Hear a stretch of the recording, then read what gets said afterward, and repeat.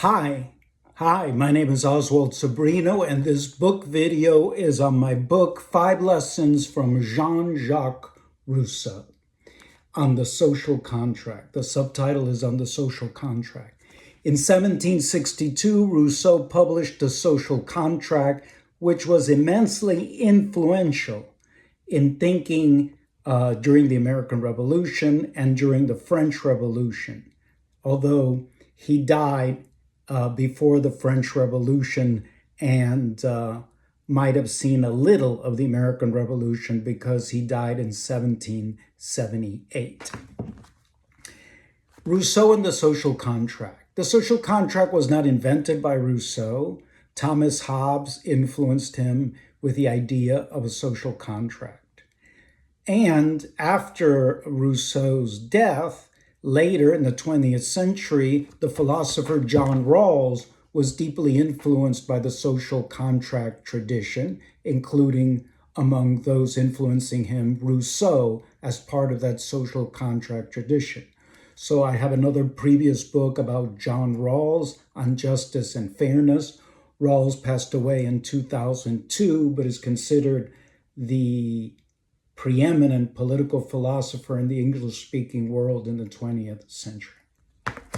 So back to Rousseau. So Rousseau is born in very humble circumstances, difficult circumstances. He's self-educated, but clearly was a genius. He was a great literary talent, a great musical talent, and given his humble background, one can understand that his writings have a strong egalitarian cast, believing in the equal dignity of all citizens. I would say all men, because he seemed not to have a high view of women, unfortunately.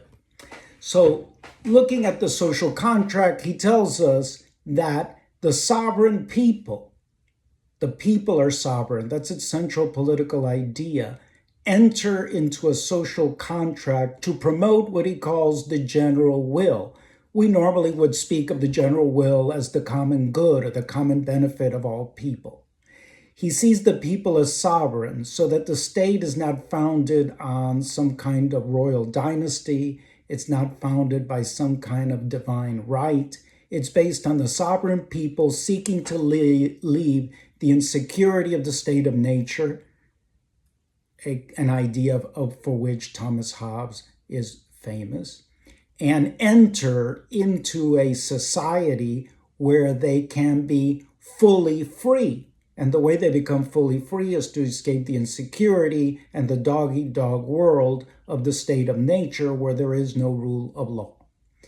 And so his central idea is the general will. The opposite of the general will is a private or sectional or sectarian interest, a special interest, we would say, in the United States today.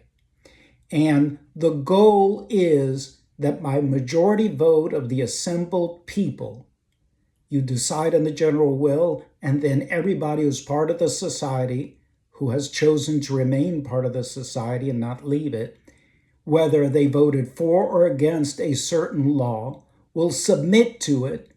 And here's a famous phrase of him, in order to be free. Those are my words. His quote is that man is forced to be free. And how is it? By submitting to the general will. He's forced to be free. As part of the people that are sovereign, if there is a majority vote of some kind that wins over a certain person's view on a measure, on a law, then he submits in order to be free. So the famous phrase, which I point out in my introduction, where he says, one commentator says, there's no more haunting paragraph in the social contract than that in which Rousseau speaks of forcing man to be free. And so some people say, well, that's very totalitarian, but if you understand what he means by the general will, that it's the democratic sovereign people by majority vote deciding on a measure that applies to everyone who chooses to be part of that society, then it is the definition of freedom, because it is the society that allows freedom from the fear, danger, insecurity, the miserable existence of a state of nature where there is no rule of law. Another famous line at the very beginning of his book is, "Man was born free and he is everywhere in chains."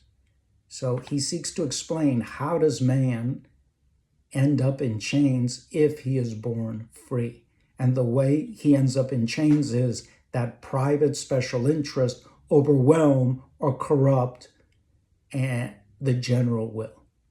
Let me not say corrupt the general will, but undermine the general will. The general will, in Rousseau's view, always remains what it should be, but it can be undermined through corruption, which enables private, special, sectional wills to predominate over the general will. So you can see Rousseau is very egalitarian. Although he died before the French Revolution, he did influence it. And he also influenced the new United States that arose fully after his death in 1778. So the idea of the social contract is important, where there is a protection for the equal dignity of all who freely enter to form a civil society. And that idea is crucial in Rawls. Rawls, of course, is very different from Rousseau. He's a 20th century democratic liberal version based on centuries of democracy, which Rousseau did not have the benefit of seeing, although Rousseau viewed the Roman Republic as a great example of his system of popular assemblies making laws for the general will. So I wrote about Rousseau because of my great appreciation for John Rawls.